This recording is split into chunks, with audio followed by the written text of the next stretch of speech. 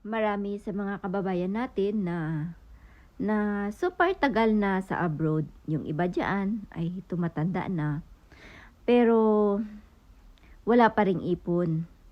At yung iba pabalik-balik na sa abroad.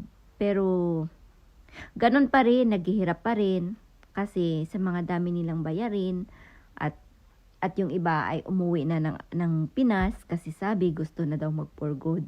Pero hindi pa rin nila nagagawa kasi bumabalik pa rin sila sa abroad dahil lumalaki na yung kanilang mga bayarin. Lumalaki na yung mga bata, magka-college na, kaya yung iba bumabalik pa rin sa abroad.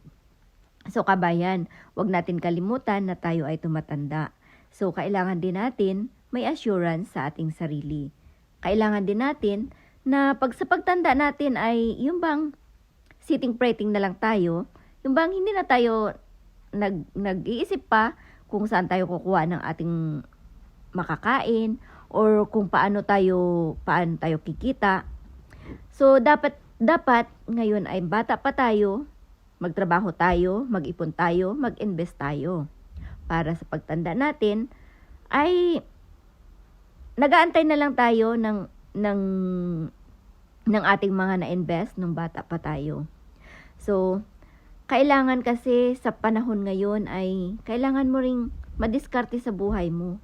Hindi lang puro trabaho, tapos gastos, pagtapos trabaho, pagdating ng sahod walang natira at wala na ring itabi sa sarili. So, ako dati ganyan din ako. Pagkasahod ko, padala sa Pinas, bayad dito, bayad doon, at wala na akong natatabi sa sarili ko.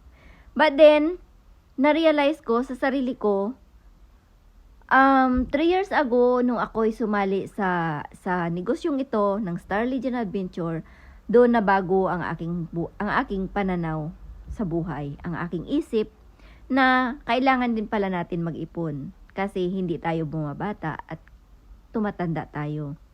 So, kaya habang tayo ay may pira pa, kailangan natin mag-invest, magnegosyo, para at least pag dumating man yung panahon na yun, ay hindi na tayo mahihirapan pa kasi hindi na tayo makapagtrabaho ng mga physical na trabaho kasi matanda na tayo.